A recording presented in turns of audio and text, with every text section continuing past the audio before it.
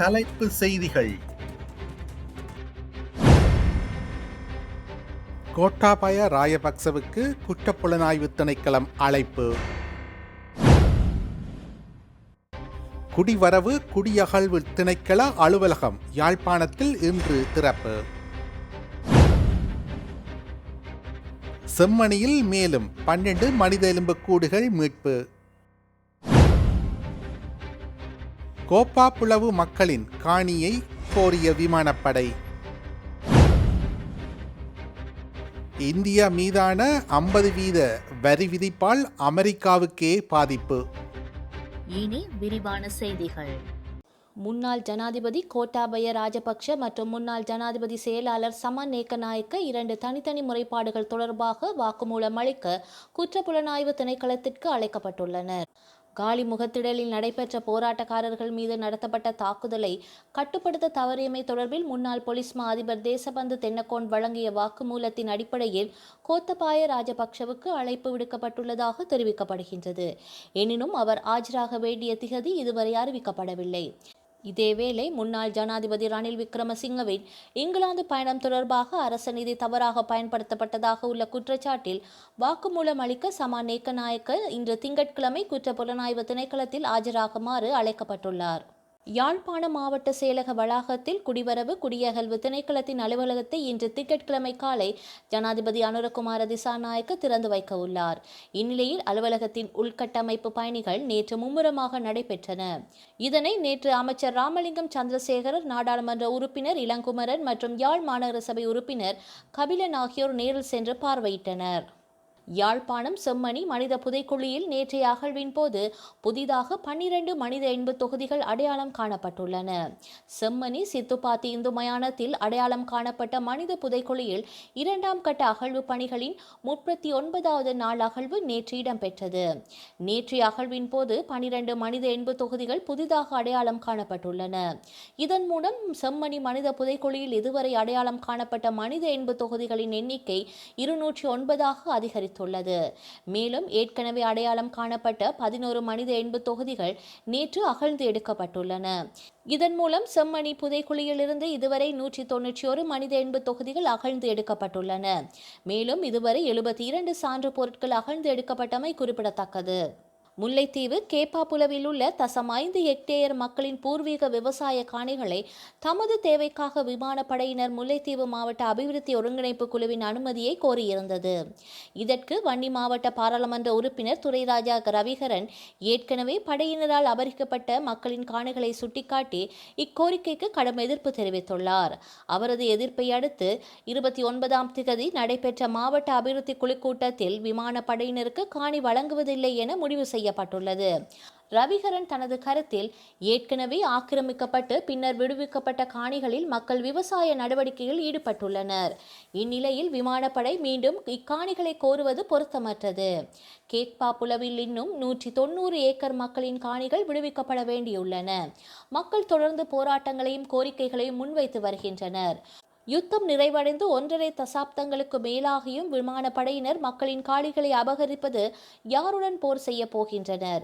எனவே இக்காணிகளை விமானப்படைக்கு வழங்குவதற்கு ஒருபோதும் அனுமதிக்க முடியாது என கடுமையாக எதிர்ப்பு தெரிவித்துள்ளார்.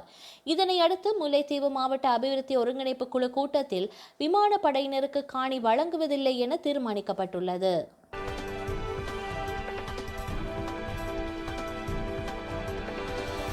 டெல்லியிலிருந்து மத்திய பிரதேச தலைநகர் இந்தூருக்கு ஏர் இந்தியா விமானம் ஒன்று 90 பயணிகளுடன் புறப்பட்டது.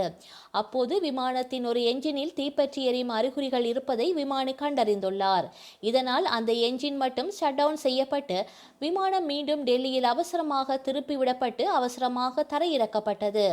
பாதுகாப்பு விதிமுறைகளின்படி விமானம் தரையிறக்கப்பட்டதாகவும் பணியாளர்கள் பயணிகள் பத்திரமாக இருப்பதாகவும் ஏர் இந்தியா அறிக்கையில் தெரிவித்துள்ளது. பயணிகளுக்கு மாற்று விமானம் ஏற்பாடு செய்யப்பட்டு அவர்கள் பயணத்தை தொடர்ந்துள்ளமை குறிப்பிடத்தக்கது. 7 ஆண்டுகளுக்கு பின்னர் முதல் முறையாக நேற்று பிரதமர் மோடி சீனா சென்றுள்ளார். ஷாங்காய் உச்சி மாநாட்டில் பங்கேற்க சென்றிருந்த அவர் இரு நாட்டு உறவுகளையும் மீட்டெடுப்பது குறித்து அதிபர் ஜி ஜின்பிங் உடன் விவாதித்துள்ளார். இந்தியா மீது அமெரிக்காவின் 50% வரி விதிப்புக்கு மத்தியில் இந்தியா சீனாவின் நெருக்கம் முக்கியத்துவம் பெற்றுள்ளது. இந்நிலையில் இந்த இணக்கம் குறித்து காங்கிரஸ் செய்தி தொடர்பாளர் ஜெய்ராம் ரமேஷ் விமர்சித்துள்ளார்.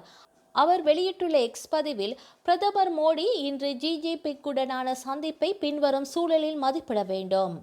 2020 ஜூன் மாதத்தில் கல்வான் பள்ளத்தாக்கில் சீன ஆக்கிரமிப்பு தாக்குதல் நமது துணிச்சலான ஜவான்களின் 20 பேரின் உயிரை பறித்துள்ளது. இருப்பினும் சீன ஆக்கிரமிப்பை எதிர்கொள்வதற்கு பதிலாக 2020 ஆண்டு ஜூன் மாதம் 19ஆம் தேதியன்று பிரதமர் மோடி சீனாவுக்கு ஆதரவாக செயல்பட்டார். லடாக்கில் சீனாவுடனான எல்லையில் தற்போதைய நிலைமையை முழுமையாக மீட்டெடுக்க வேண்டும் என இராணுவ தலைவர் கோரியுள்ளார். ஆனால் அதை மீட்டெடுப்பதற்கு பதிலாக சீனா தனது ஆக்கிரமிப்பை மேலும் விரிவாக்கம் செய்வதற்கு ஏதுவாக மோடி அதை சட்டப்பூர்வமாக்கியுள்ளார். 2025ஆம் ஆண்டு ஜூலை மாதம் 4ஆம் தேதியன்று இராணுவ துணைத் தலைவர் லெப்டினன்ட் ஜெனரல் ராகுல் சிங் ஆபரேஷன் சிந்தூரின் போது பாகிஸ்தானுடனான சீனாவின் கூட்டணி குறித்து வலுவாகவும் வெளிப்படையாகவும் பேசியிருந்தார். இதற்கு பதிலளிப்பதற்கு பதிலாக மோடி அரசாங்கம் இந்த கூட்டணியை அமைதியாக ஏற்றுக்கொண்டு இப்போது அரசுமுறை பயணங்கள் மூலம் சீனாவின் நன்மைக்கு பணியாற்றி வருகின்றது. யார்லுங் ஷாங்போவில் சீனா ஒரு பிரமாண்டமான நீர்மின் திட்டத்தை அறிவித்துள்ளது.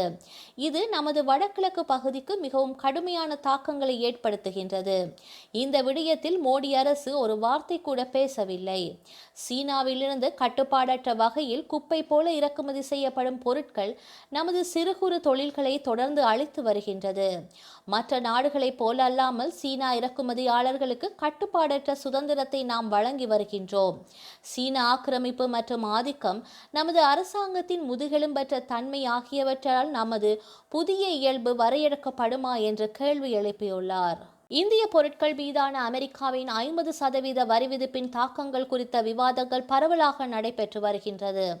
அதன்படி இந்த வரி விதிப்பால் அமெரிக்காவுக்கு பெரும் பாதிப்பை ஏற்படுத்தும் என்ற விவாதமும் நிலவி வருகின்றது. 50% வரி விதிப்பால் இந்தியாவின் பெரிய சந்தையை கொண்டுள்ள அமெரிக்காவின் Pepsi, coca cola, KFC, McDonald's, subway போன்ற பன்னாட்டு நிறுவனங்கள் பாதிக்கக்கூடும். சுதந்திர போராட்ட சமயத்தில் இந்தியர்கள் கையில் எடுத்த சுதேசி இயக்கம் நவ காலனித்துவ கோலாச்சி போன்ற இன்றைய காலத்தின் அவசியமாக மாறியுள்ளது. இந்த சூழலில் அமெரிக்க வரி விதிப்பை சமாளிக்க மத்திய அரசு சுதேசி பொருட்களை வாங்க மக்களை ஊக்குவிக்க தொடங்கியுள்ளது. பிரதமர் மோடி இது குறித்து சமீப காலங்களில் மேடை தோறும் பேசி வந்தார். அதன்படி அமெரிக்காவின் வல்லாதிக்கத்தை எதிர்கொள்ள இத்தகு அமெரிக்க தயாரிப்புகளை புறக்கணிக்கப்படும் சூழல் உருவாகியுள்ளது.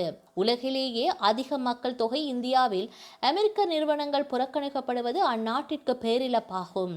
வெஸ்ட் லைஃப் ஃபுட்வேர்ல்ட் லிமிடெடுடைய மெக்டொனால்டின் நிறுவனம் 2024ஆம் நிதியாண்டில் இந்தியாவில் ரூபாய் 2390 கோடி வருவாய் ஈட்டியுள்ளது.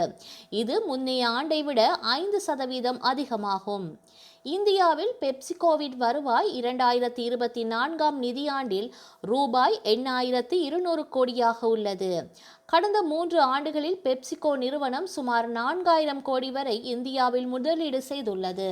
இந்நிலையில் இந்த பொருட்களை இந்தியர்கள் புறக்கணிப்பது அந்த நிறுவனங்களின் மீதான அழுத்தமாக மட்டுமல்லாமல் அமெரிக்க பொருளாதாரத்தின் மீதான மறைமுக தாக்கமாக மாறக்கூடும். வரலாற்றில் இன்று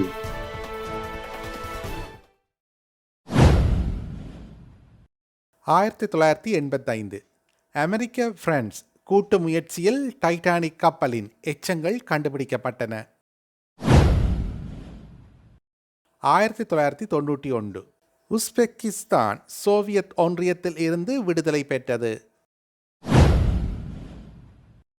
2004 பெஸ்லான் பாடசாலை படுகொலைகள். ரஷ்யாவின் வடக்கு ஒசேத்தினிய அலினியாவில் பாடசாலை ஒன்றில் தீவிரவாதிகள் பாடசாலை மாணவர்களை பயண கைதிகளாக்கிய நிகழ்வு ஆரம்பமாயிட்டது. 3ஆம் நாள் முடிவில் மொத்தம் 385 பேர் கொல்லப்பட்டனர். 2007 மன்னாரில் பாசித்தென்றலில் இலங்கை இராணுவத்தினர் நடத்திய கிளைமோர் தாக்குதலில் பொதுமக்கள் பலர் படுகொலை செய்யப்பட்டனர்.